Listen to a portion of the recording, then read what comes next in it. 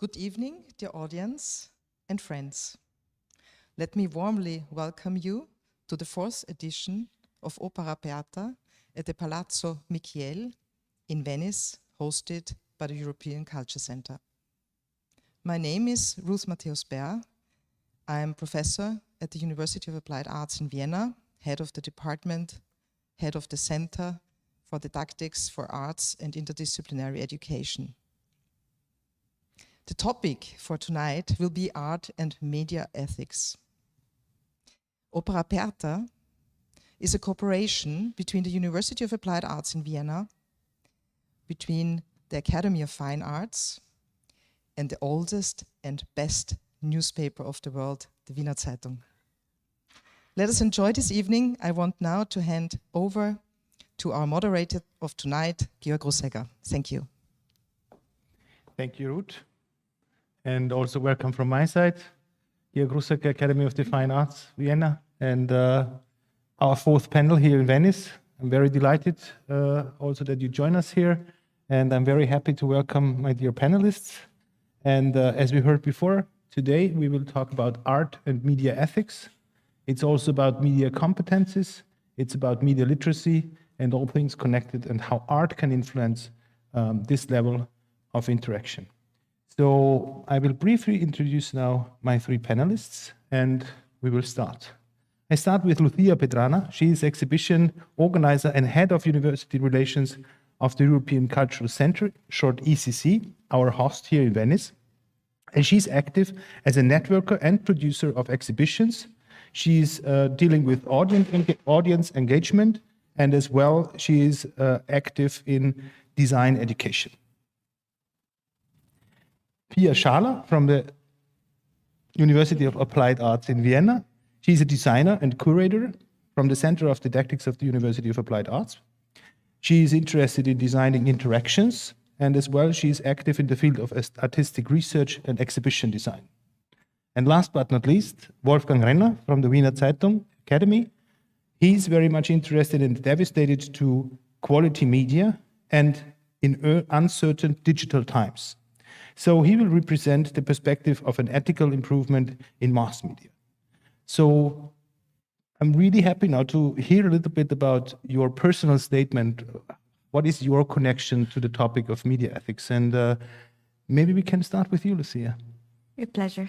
Thank you, George. So the European Cultural Center is devoted to generating cultural exchange by organizing international exhibitions, symposia, and educational activities. Our project was born in the shape of an open platform to welcome and gather the most diverse expressions of contemporary art, highlighting the artworks as well as the artists in their time and space context, offering artists and institutions a stage and a support required to make their art visible and close to a broader audience, giving space for the freedom of the arts.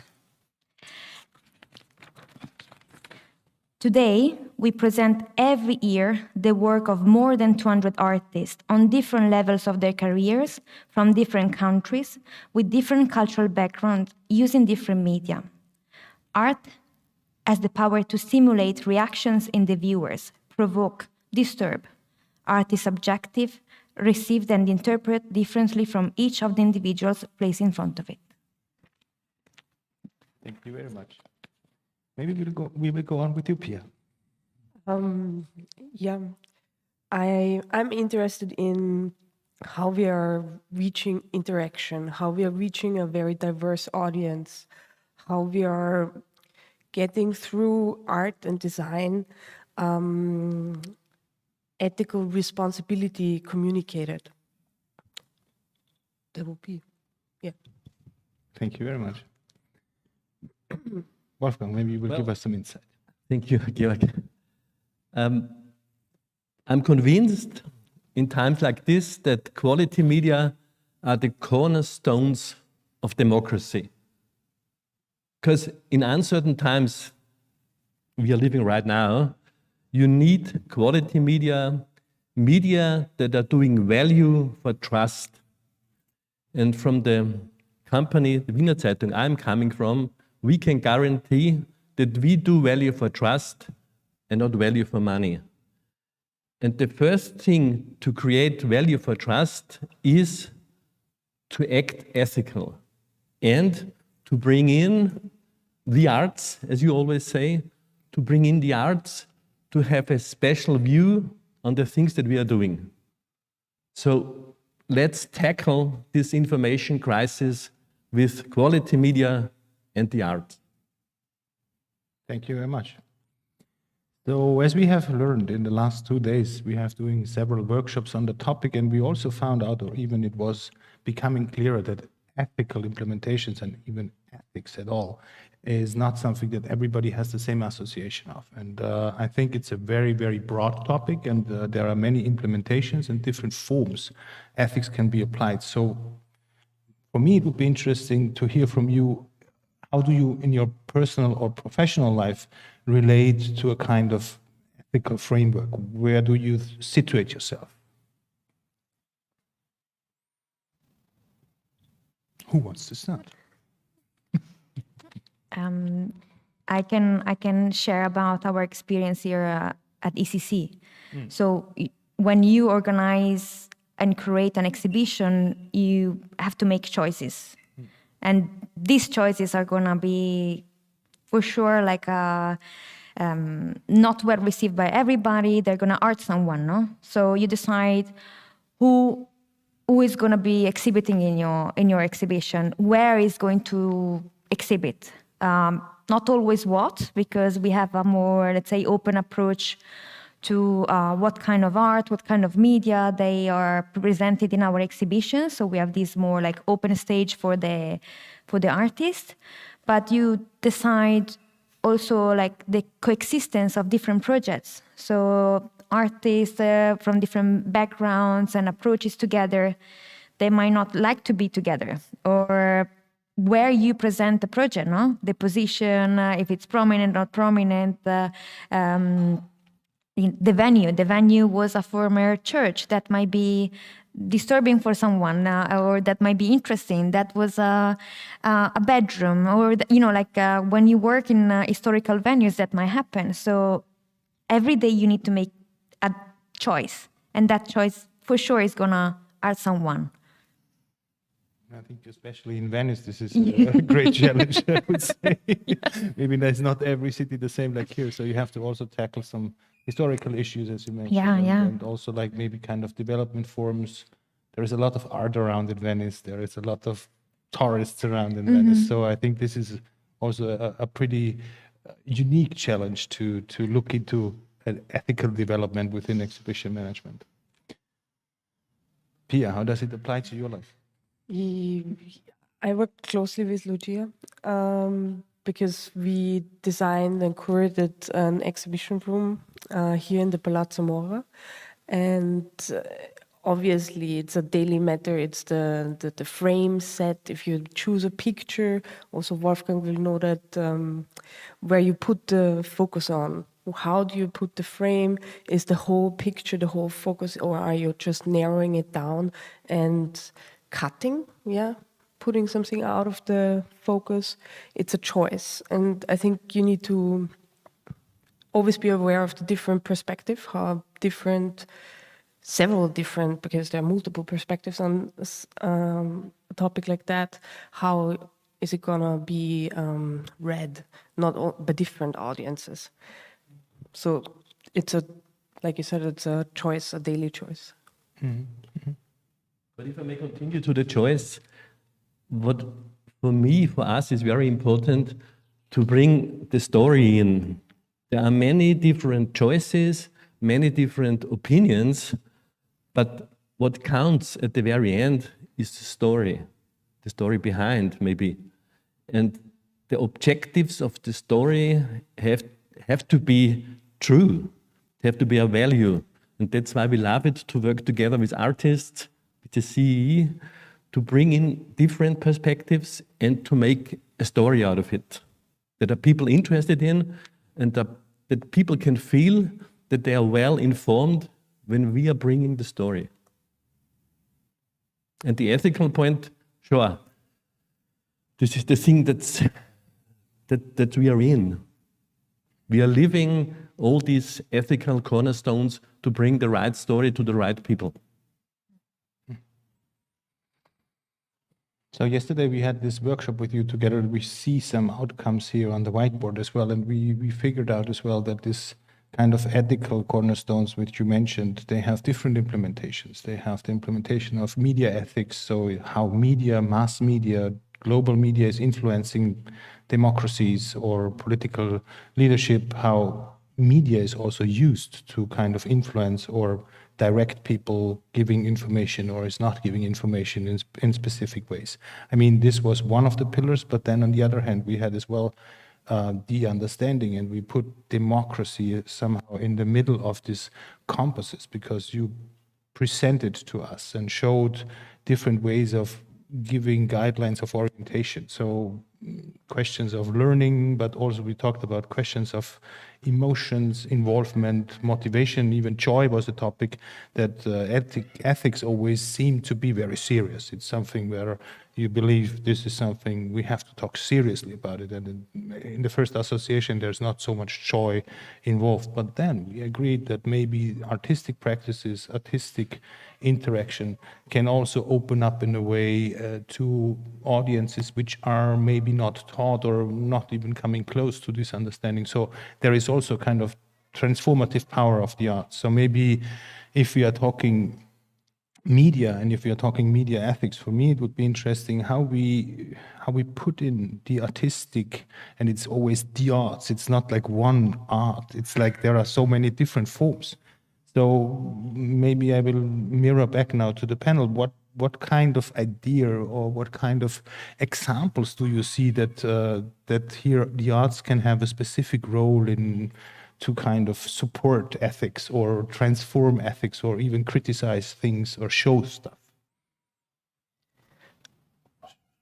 Should I start? You want to say? You want to say something? He looked at me like this, no? I think the arts has the option to use different tools. One of them is probably the controversial, bringing up controversial topics, showing them, hitting something that is very popular and showing it. I think today we talked about that can be from war journalism until other controversial topics like the Benetton campaign we had in mind. That's strong because then you have bad press, and people will be offended, or then you're touching certain buttons and you do it on purpose. I think that's a very strong tool these days. Like the heart, like is really like as Pia was mentioned, like to like make like to create a reaction, no? Yeah, so when emotion, I think. It's and like that really is right there. and very immediate, no? It has that power to be light or not, or create emotions or less emotions, let's say, but everybody has a reaction on it, and everybody has different reactions based on their background and what also like ethic is for that person, no? That can be very different from different reasons, no? And that helps to also expose the public to different reactions, to diversity, no? Not to always think that is the same way to react to certain things that get closer to what is the thing that being always thought that was right, but also to really expand their yeah. Also topics that are maybe Mm-hmm. rethink something that always was the same. Or things are like considered as taboos or like not discussed, and then it really has that strong power. And we have that sometimes we have also that participation, no? In creating that contribution, in creating that reaction, no? When you work with the artist and you help them in understanding how to present the work. Also the way that is presented can have an influence of what kind of reaction can have, on top of the artwork itself. I mean, we are used to always walk the same paths, the same routines. And you said, what about the arts? And mentioned the workshop we had yesterday. Yesterday we had a workshop about a windrose, a compass. And what was the sign of the compass was this picture here from the 15th century, a windrose, a compass. And we decided, when we created the workshop, to make a windrose for arts and media. And there are many, many different windroses all around the world. You can see this one here is a very beautiful windrose. The other one here is from science and technology. They are using a windrose also, a compass. Or this one here, it's a tattoo. Very interesting. Or the last one from Salvatore Dali from España. So it was not easy to say, well, let's bring in the arts to make a new windrose for media ethics. And the outcome, as Georg said, is behind here. We also had some very interesting people working together, from, like in the audience here. And then we created that windrose. And the goal was bring in the art, because arts bring a new way of thinking, from my point of view. With the arts, we are leaving the paths, we are leaving the ways, and we are bringing new ideas in. If it's the performing arts, if it's artists that are doing windroses, maybe the art of languages, maybe the art of creating beautiful, beautiful events here in Venice, and that's what we did. But to bring it to the point is that in the world we are living now, where there's a big loss of trust, and the very famous Tim Berners-Lee, he was the inventor of the World Wide Web, of the internet, he said, the system is failing. And he means the system is failing doing information, content, and doing media only with the social media. And I tell you, the system, from my small point of view, is on the way to fail. And together with the arts, we would like to stop this avalanche. It's an avalanche at the moment with the social media, and bring back, hopefully, quality media and the content of quality media, and people that are working together and enjoy to work with quality media. Because that's what you did here, joy. Without joy, there's no good output. Yeah, we talked about joy, we talked about fantasy, we talked about motivation, and also involvement and engagement. Mm-hmm. So the possibilities as well to feel that you are part of it, that you can do something within that system, and that you have a choice. And with your choice, you're making a lot of politics in a way, because nowadays maybe with what kind of button you click or what kind of product you buy with your credit card, you make more politics than with voting. So in this kind of attention economics, I mean, you brought in the point now that we are talking as well about trustworthiness or value or public or media value. Sometimes I guess this is quite hard to understand that there is a lot of things going on which are interested in finding out what this kind of value could be and how this value can be transformed. So maybe the arts can support in a way to get closer or creating new connections. But I'm hitting to the point that the arts are never very happy if they are supporters. I have heard from artists. I mean, there is the freedom of arts, there is the freedom of speech, there is the freedom of media. And I think it's a very important point to see as well that the freedom of arts is something which is a precious element, which could not be at stake so easily that you can say, maybe we should support. I mean, I guess there is the possibility, but now you see I'm hitting to the question that how would the possibility look like, or what is your impression, how, so to say, the arts can support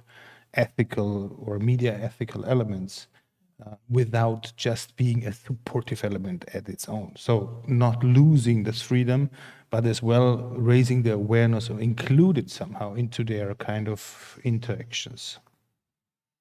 I know it's not an easy question. Maybe, Yeah, for sure. maybe I could Go, do a go. little support. A little support is, we are doing this sensational opera Aperta here in Venice. Really, for me, it's one of the best things I ever did in my professional life. And what was interesting from the first moment on, Ruth, who is the inventor of this opera Aperta, it was always the point that we bring in some interactions that are created by artists. And this is the point. Without these interactions, the message, the story would never be the same. They changed it, they changed the whole story, and they changed the way that we expressed our things. Change your perspective. It changed the They perspective, open up yes. different ways to look on one thing. They make you go around, Yeah. turn it. That is one of the qualities. But yeah, the supporting role here, it should not have. It's doing a business Yeah. deal here. It's Yeah, not a the support- freedom. Yeah, the supporting role is never good. Yeah, and the function. I think today we said function. Yeah. It is So- also not a function. Exactly, it Yeah. can't be. So all this design follows function. This is long overdue. It's nicely popping up sometimes, but it's not necessary at all with what we are practicing right now.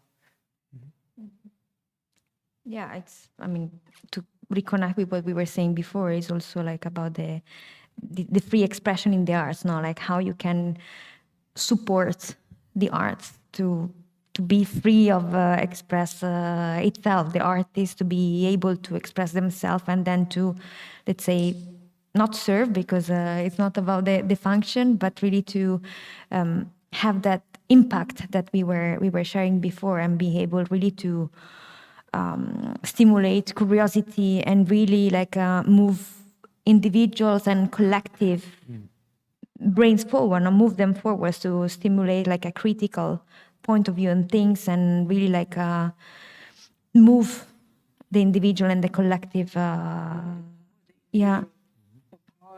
Give them the option to see it from a different perspective by themselves, not somebody is chewing it up and for them express before. it, no? Yeah. And give a stage to this art. No, as Wolfgang was mentioning, like it's not like only visual art, but performative is being able, as we are doing today, no, to have an exhibition in Venice and being able to discuss about important matters related to the exhibition, but not only.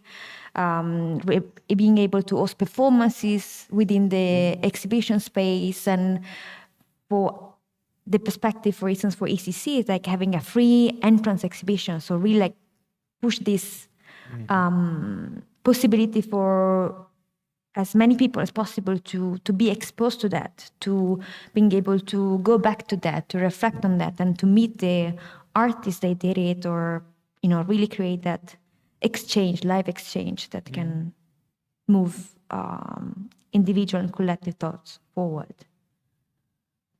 But you always say the impact of arts. That's what Georg always tells.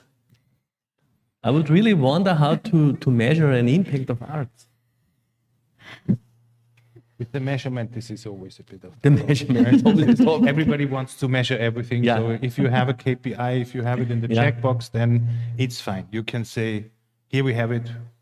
We measured it. We researched it. We observed it. But this is maybe also the quality of the arts, right? That it is not. It's a bit sneaky. It's not so easy to catch, because it's more on an emotional base. It's touching people. It's involving people in different ways than maybe you said. Design, if you take it from the paradigm of form follows function, then it has to be functional in a way, right? Because if it's not functional, it's not useful. But then we have to discuss about the usefulness of art. I mean, maybe some people will answer, well, who needs it? But other people will say, without art, I cannot exist. So in a way, it's a very personal and as well I would say, aesthetical and emotional question. But still, you also, I mean, there is also a thing within the implementation of ethics, because you talked about building exhibitions and selecting artists. I mean, this is a lot of decision making, basically. And this decision making, I guess, and that this question would be directly to you. How do you manage that? I mean, here in Venice, I guess you have thousands of applications. You have to make a lot of decisions concerning different cultures, cultural backgrounds, controversies. Please just tell us a little bit how this works. Take your time. It's challenging. And that's why you open, as you're part of the team, no?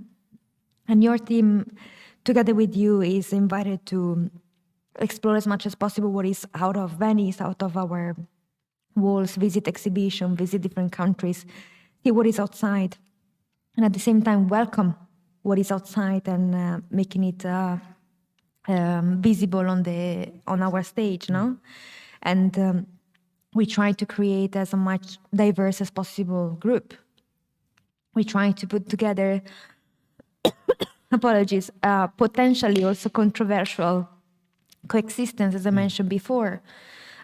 We are not a political institution, and we like the fact there is this no, as we said today, like no passport, no borders policy, no?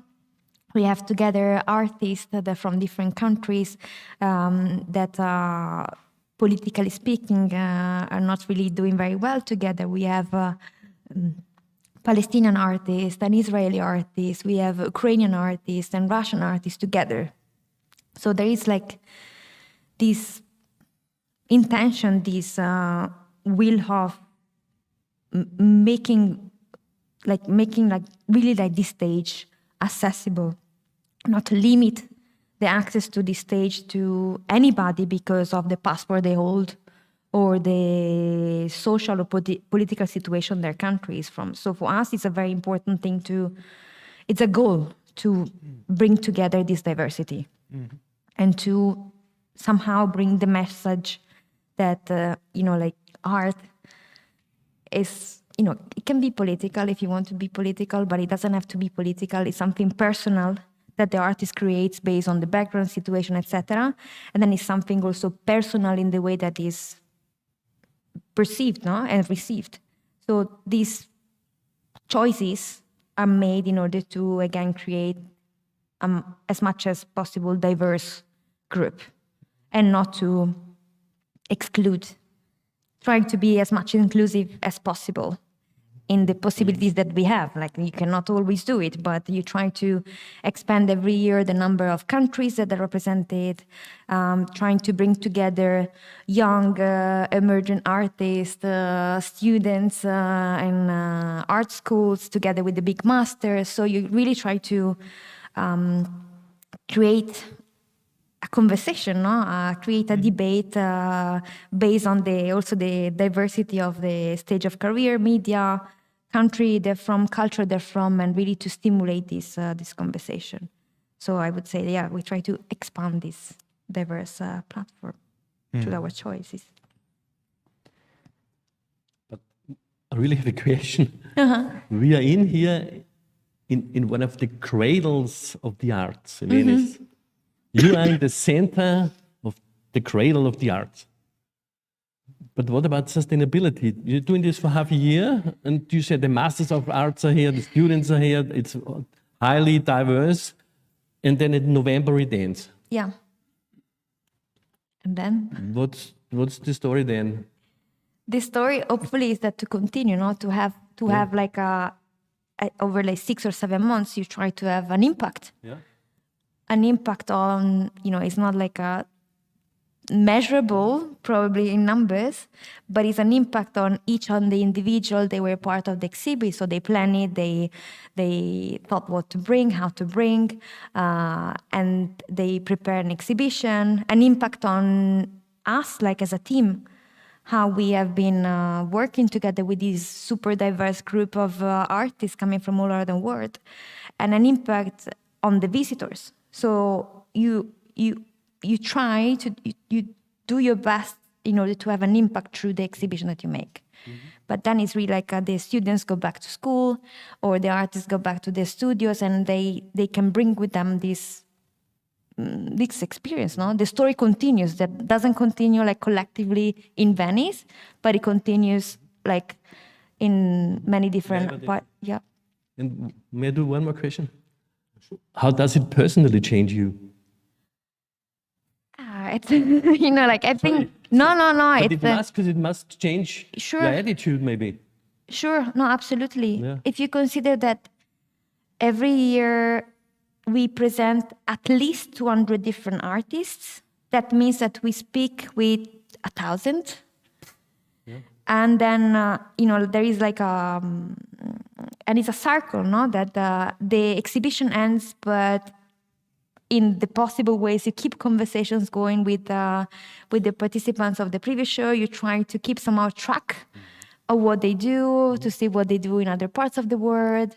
After 2 or 4 years, they might come back to Venice and bring new projects, and then you try somehow to see also what was the story in between one and the second edition. And I think that personally has a very strong impact, because you are again like exposed to so much diversity that cannot not have an impact on your personal development, because you can be born and raised in a village with 1,200 people, with no diversity at all, and then you start exploring exhibitions, seeing what is that, and every year you really open up, and that has only a positive impact So on. if you go out here, you cannot close the door and forget it? No, that might be a problem sometimes, but no.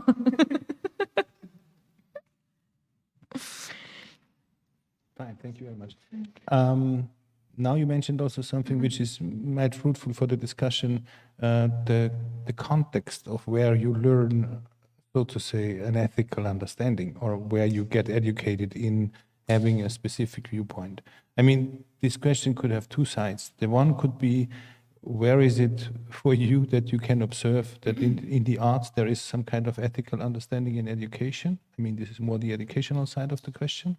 But on the other side, I mean, ethical implementations are not just taught. I mean, they are also observed, or they are somehow interacted in families, in life conditions, in cultures. And maybe this would be the other side. So what kind of culture is fruitful to raise the bar in ethical implementation, and to understand better how ethical acting, how ethical living is possible, and what kind of examples maybe do you see? Difficult again. As usual. Ethical is so. Okay, yeah. I guess it's your peers. I mean, family, obviously, you're learning from your peers, your class, your school, your university, your art circle, the bubble that you're in. But that also is a danger, because then if you're not having a good basis, the bubble is maybe adapting to something. So I think this is where it's important that we have media. That's why we're here. That this is not so easily happening, right? Mhm. Yeah. But it's a question of philosophy, as we worked it out yesterday. Because yesterday we had a picture from the UN Charter, which means the 4 cornerstones, if you take the windrows over here, north, south, east, and west, and if you're transforming them, they say it's peace is one, freedom the other one, wealth the third one, and the natural resources. And you cannot change this anymore. And what we did here, we tried to bring in some other points that are maybe reflecting to ethics, to these 4 cornerstones in the compass over here. But from my small point of view, it's so important to live, to have a good life. And if you're having a good life, respect the others, then it's maybe easier to get some ethical components in and bring some points from the diverse side in.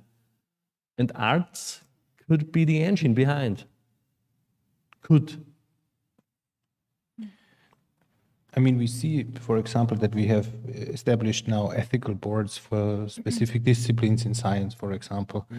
Do you think it would make sense to do this for the arts as well? To kind of give it an extra incentive or an extra benefit to look in this direction? No? No. Why? No, because it's like putting an operational judgment on top of it. Who is there to judge that? Who would that be? Imagine who could possibly be? This is a Caesar moment. No, it's like yes or no. Are we doing it? Are we not doing it? Who Is it not decides? possible? So, as it is, needs to be so diverse. It's this board is impossible. Besides that, I don't think it should be happening. Look, they say, as we worked it out yesterday again, I want to cite this, there's a study from the London School of Economics. The title is Tackling the Information Crisis, and they say the problem is the loss of trust in the society. The loss of trust, and besides that the truth publics, they are living their own life, and one of the points is, and they say in London, is the apathic society. People are getting apathic. They are not interested in anymore in other things. They are not interested in ethical rules. They say, well, I'm also in a very small bubble and I'm living my life in there. And as long as it works, they do it.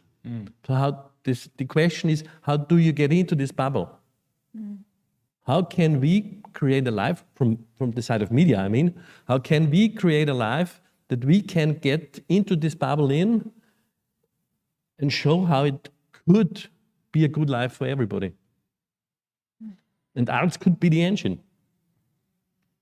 Yeah. Good. Difficult. Difficult. But I'm guessing this must happen on different levels.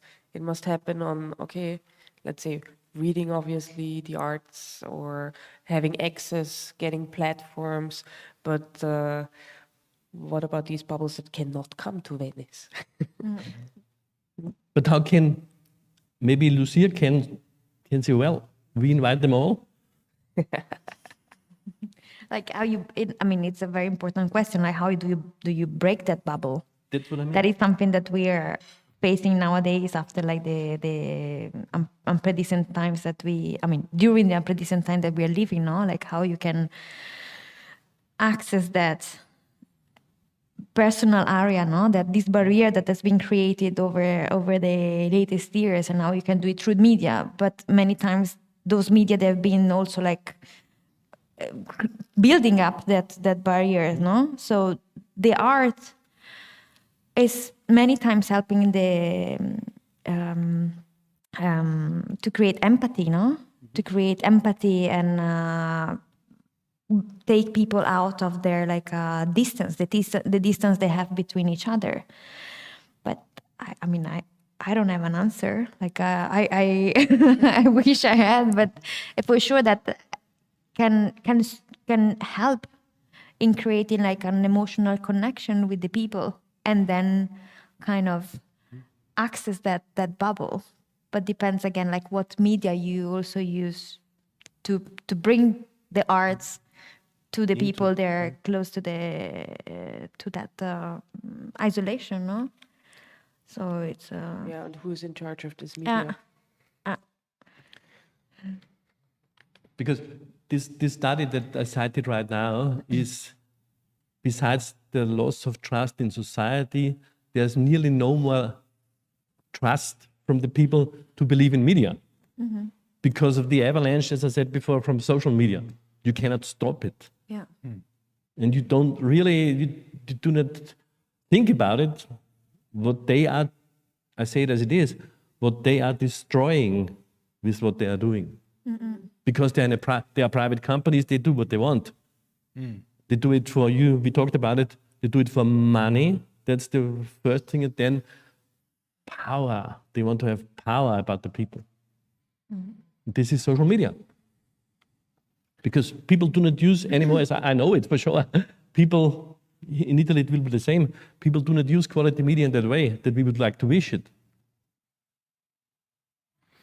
Now you mentioned it. I mean, media and power is always pretty much connected. Not only in social media. I mean, we have several examples in history where we have seen that media is used to give out information. And if you can read the Bible or not, and this is just our cultural context. And then we have been you said now, well-being and good life for all of us, which also includes maybe not only the Eurocentric vision of understanding of readability we talked about in the beginning. I said it's also about literacy, it's about accessibility. If you're not even able to access quality or trustful media, how should you manage that? And this comes closer to the bubble burst you mentioned and breaking down the silos in a way where art might be building bridges. I mean, not so much in transporting or being instrumentalized as a kind of ethical educational format, more like in showing different ways or touching people which might not have the possibility to even go to social media that much or don't even have the possibility to consume that much media. So because I think this is also a question, if you look at them in a more global sense of the discussion, I mean, more or less, this is related to everybody on the world. It's for the whole humankind, and I think we have different levels of media influence, so media influence in this sense. So again, I mean, I'm mirroring back the question about the education. What do you think? What is, from your point of view, especially? I'm also asking you, Wolfgang, the educational purpose of a newspaper. I mean, you're working for a newspaper, and for sure you want to you want to kind of clarify things. You want to explain stuff. You want to create understanding. So, because I have heard that you are very critical about the social media aspect. So, what can the newspaper 2022 do as well in using the arts, for example, or creating formats like that to raise the bar in ethical awareness? To raise the bar would be a good idea, but I tell you, a quality newspaper has the so-called informal education. Like if you go to a museum, like if you go to an opera, like if you go to a theater, informal education. But to face the problem of the big world companies on social media, you have to get into the houses, into the families, as Pia said, because we have learned that understanding relationships, building up relationships is at home in the family. Because if parents read a quality newspaper, the children will also do it. And then the third step is going into schools, and there should be in the future media literacy. In Austria, we got now from the minister the so-called there's a new format for social media Design. Yeah, and we'll see. It will work in the next. We will earn the fruits in the next 15 to 20 years. But the issue of a quality newspaper for quality media is to do this informal education, to make people curious, to go much deeper into the topic, and not to do fake news or disinformation. But the challenges are endless. If I get you right, you mentioned this educational framework in Austria, where now in the elementary school you have digital education. That's it, digital And education. I mean, this is a very technical thing, right? I mean, it's not about the content of media; it's about the knitting, the technical knitting of and using how to open files, how to do stuff. I mean, and here we come to kind of digital media is around since a couple of years now, I would say, and somehow the topic of media literacy is then it becomes very much connected to, because how could you, so to say, be trained or apply media ethics if you are not if you don't have the needed know-how? So again, we're coming in the direction of an educational level, right? You have to educate the educators. And this is what you say. Nice idea, a very nice idea. Educate the educators. But one more question in the direction of arts. I mean, this kind of creativity, because I see it all the time now, and I'm looking, and there is written critic. I mean, it's not just, you know, to help to, I mean, it's all fine with the well-being, it's all fine with, we are all together in the same pot, but also there are so many things which could be criticized, which could be, so to say, showed or explained in a different way. I mean, it doesn't always have to be very harsh critique. I mean, artistic development and artistic performance or artistic production very often uses the critical moment to exemplify something which is not right. And I mean, this is also maybe something within the framework of morality, that you have to see what's not right, that you can actually think about what's right or what you think is right. So you need something like an opposition. And I think here as well, art has within this freedom a good possibility to exemplify stuff which might be not that easy if you do it in general society, because maybe you will be in prison or something like that. So how do you think about this more controversial part of artistic appliance in this sense, that artists within this freedom of arts can really do stuff which might be problematic in a way if you do it in a, let's say, in common society? I mean, I guess you have many experiences as well with artists who are working in a very controversial way to exemplify something which is not right in society. Yeah, I mean, I think that also historically speaking, like artists from different arts, also performative arts, sometimes they were in history also thought as the crazy ones of the society, and then having that freedom, no, of expressing something that was not really accepted by the institutions, but they could share something that was not judged as too much serious, or like they had that freedom, and that freedom somehow is also like present in the art expression today, if you will, no? So that can be a space for free expression. Like sometimes it's because artists are not taken so seriously that they have that freedom of express themselves in a certain way.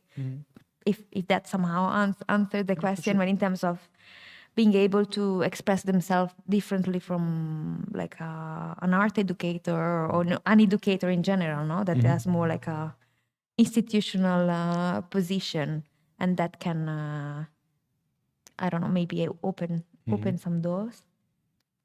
I don't know. I like the unseriousness. Yeah. It's The things like, unseriousness. when things are like are perceived as serious, then there is already like alarm, attention on what is happening here. But then if it's the child, or if it's the crazy one, or if it's the artist, sometimes it's not really that. It's okay. It's like okay. No, in terms like that this comes like from a very like old-fashioned way to see things, probably, but.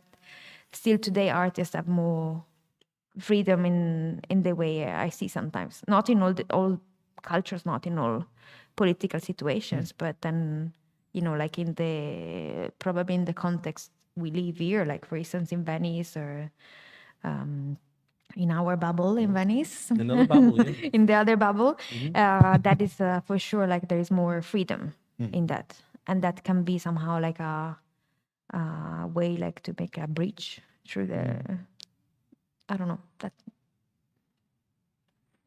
But you, Georg, you are from the institution, the Academic of Fine Arts.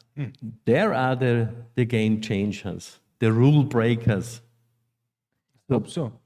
So from my point of view, there are the rule breakers. They are educated in your institution. I never asked the moderator, excuse me. Yeah. But you are living in the environment of the rule breakers, aren't you? When you ask me like that, when Lucia, you have been talking, and I was thinking about, there is a certain amount of percentage within artists, they're actually activists. So they are not artists. They, per definition, they say, I'm an artist because it's a safe space.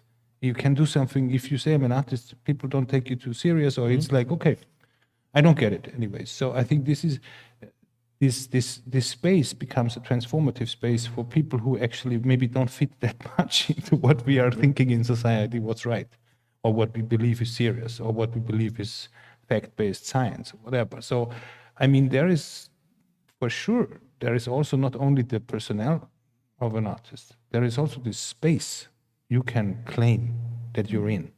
I mean, even if you're a hacker, we had it within the media hacking times in the beginning of media literacy. I mean, people just claim that they are artists because if they are not, they would be in jail. So, but as an artist, you know, you can try out things, and nobody's. I mean, for sure, you also get the restrictions, but it's not that harsh because if you kind of claim it as art. So, again, I think this is one of the interesting parts of art, and it's.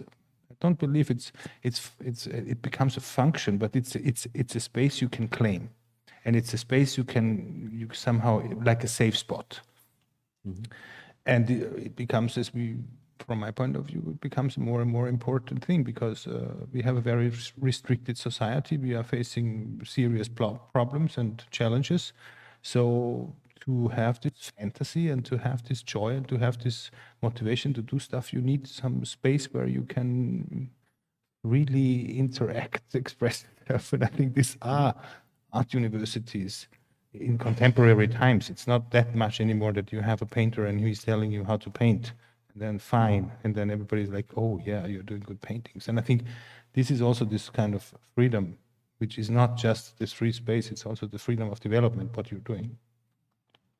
Short answer as the moderator, because I'm basically not here to do stuff like that.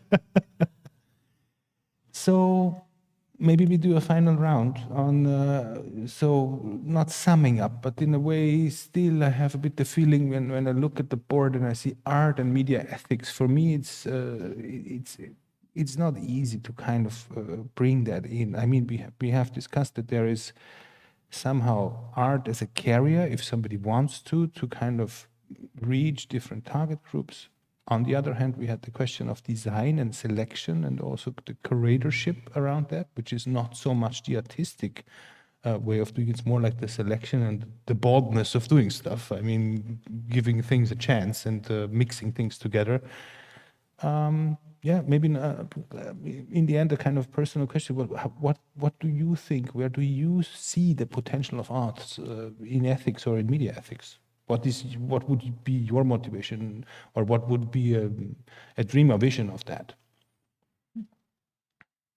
Yeah, being an icebreaker, being like a radical, something radical that breaks through different layers of different bubbles because it touches an emotion or it touches the senses. I mean, we haven't talked about that yet, but yes, I imagine in future maybe schools come and visit the Wiener Zeitung and they're gonna go and see how a newspaper is done. What does it mean, ethics, the part of the, how am I choosing the frame of a picture, but also the law part of it. Is it actually my picture? Can I use it? Everything that is nowadays something that they really need. They are taking a picture, putting it on Instagram.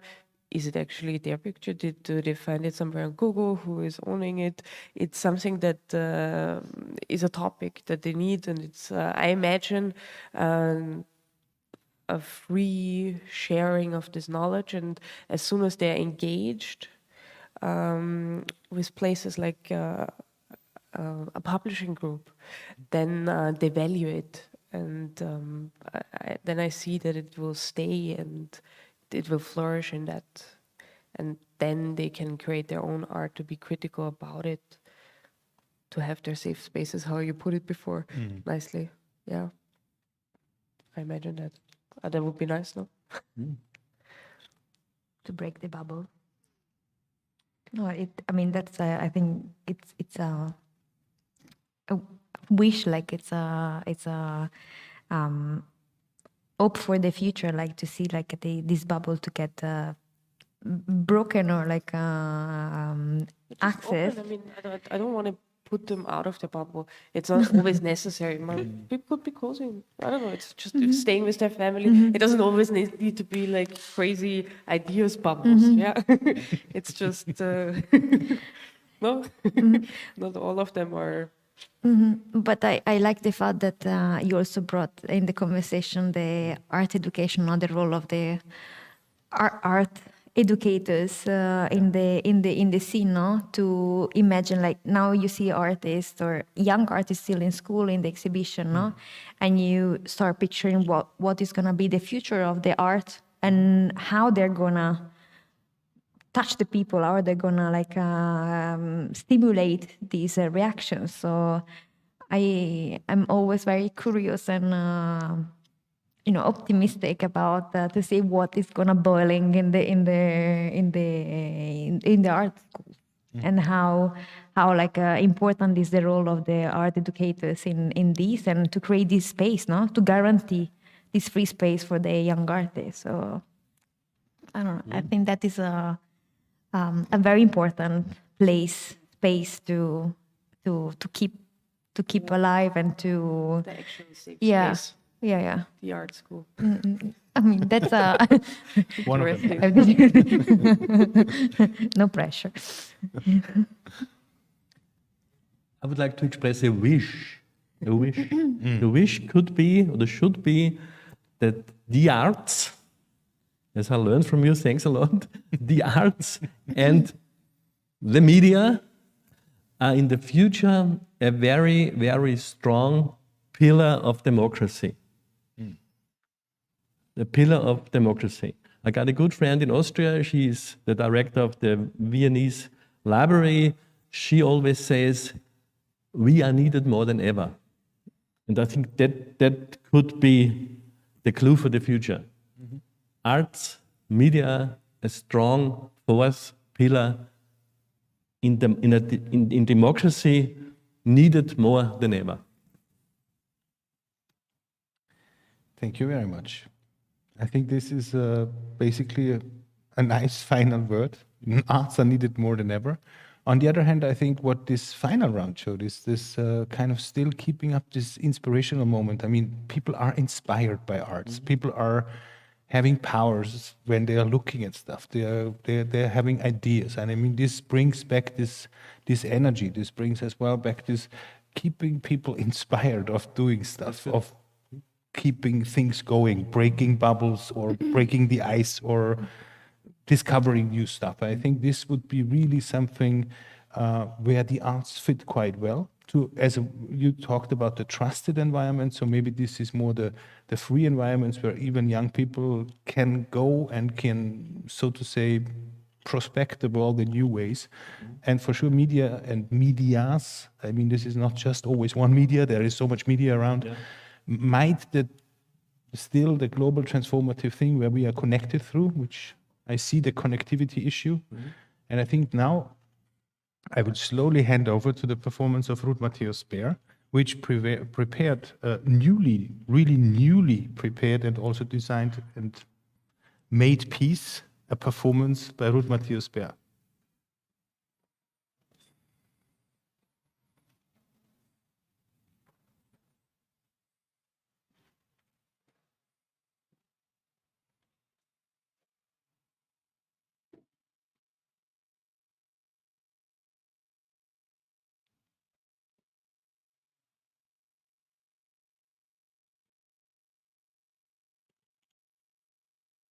What if an ethical decision is made by a government?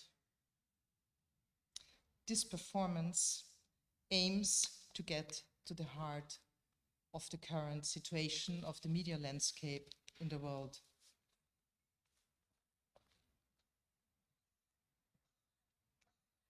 In the struggle for readers, advertisements, and clicks, most media entrepreneurs in several countries forget important principles of journalism: objective reporting, value, neutral information, and a real view of the whole. Worst of all, the planned destruction of printed journals without any need, without any resistance, without any sense, without any feeling of importance of media for democracy. That political parties participating in these concentrated attacks on culture and information is no longer understandable. or excusable. To shut down a cultural heritage, poor in good, well, the best newspaper in a country that is truly poor in good newspapers, as an editorial independent daily newspaper, and to actively prevent all possibilities of its continued existence, that is just inconceivable.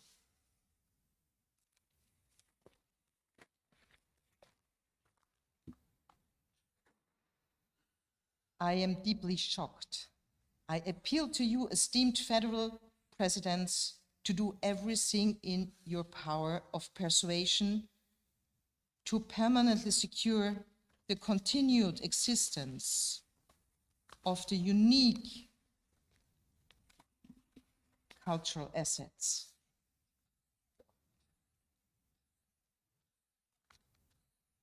Excerpts from letters to the editor dated on the 11th of October 2022. I miss an ethical attitude of governments with regard to preserving the values of democracy. I miss an ethical attitude of governments with regard to preserving the values of democracy.